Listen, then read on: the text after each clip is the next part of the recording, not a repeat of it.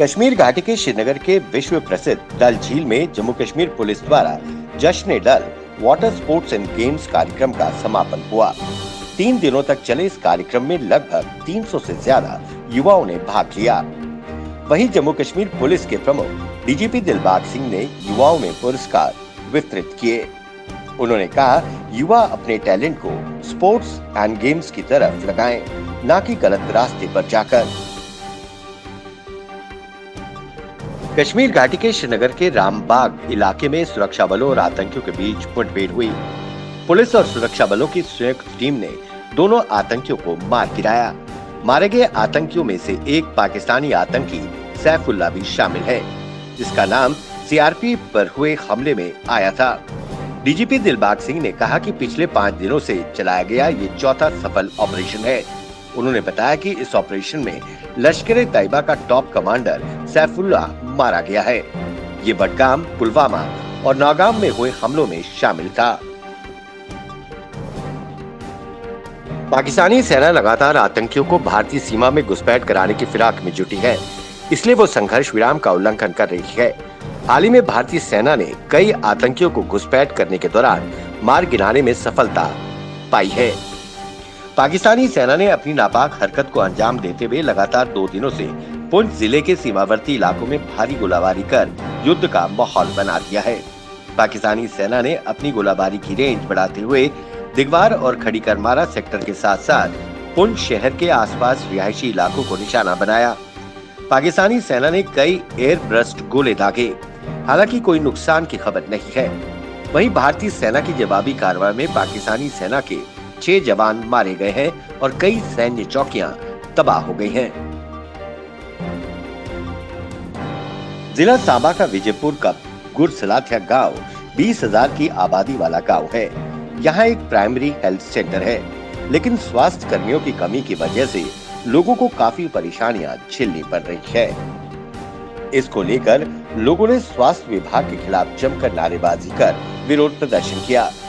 लोगों ने चेतावनी दी, अगर जल्द डॉक्टरों की नियुक्ति नहीं की गई तो जम्मू पठानकोट राष्ट्रीय राजमार्ग को बंद कर बड़ा विरोध प्रदर्शन किया जाएगा।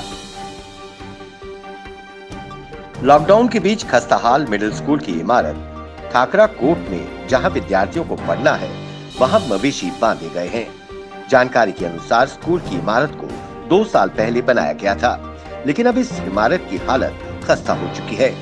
कुछ समय पहले डीएम और सीईओ भी मौके पर आए थे, पर इमारत पर कोई ध्यान नहीं दिया गया। वहीं इलाके के लोगों ने इसकी जांच की मांग की है। जिला रियासी में पड़ता इस गांव के स्कूल की इमारत की कोई सुन नहीं ले रहा है। इस इलाके के बच्चों के भविष्य के साथ खिलवाड़ किया जा रहा है।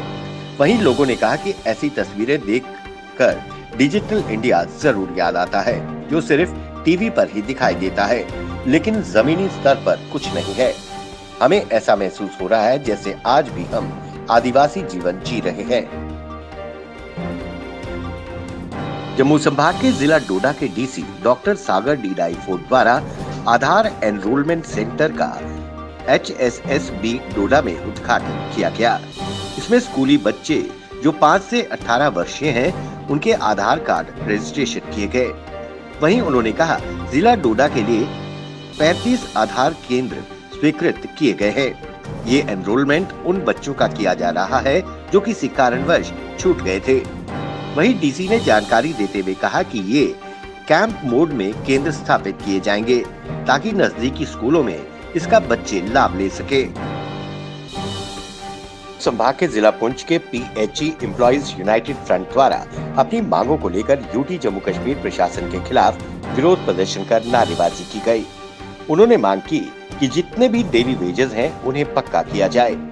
मिनिमम वेजेस एक्ट को लागू किया जाए, साथ ही उनका बकाया वेतन जल्द से जल्द रिलीज किया जाए।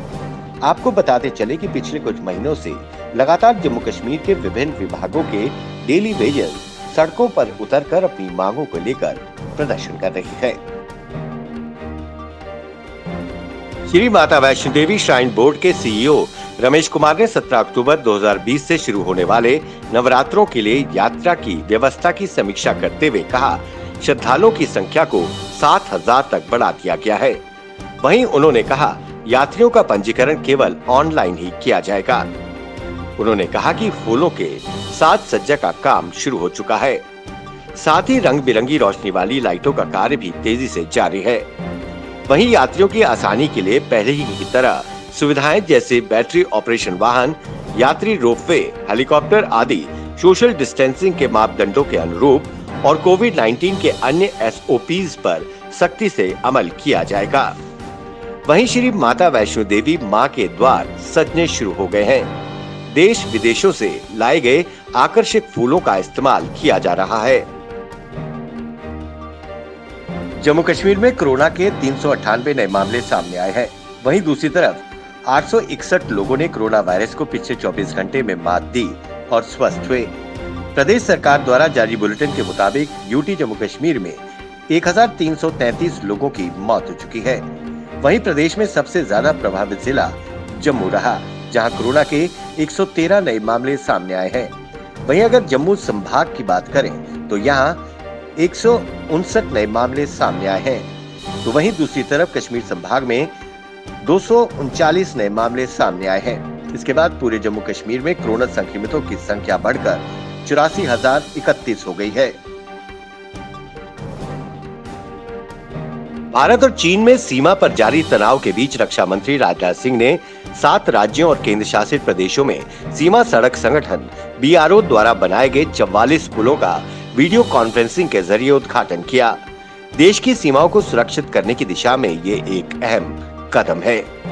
रक्षा मंत्रालय के अनुसार BRO द्वारा निर्मित इन 44 पुलों में से 10 जम्मू कश्मीर, 7 लद्दाख, 2 हिमाचल प्रदेश, 4 पंजाब, 8 उत्तराखंड, 8 अरुणाचल प्रदेश और 4 सिक्किम में है।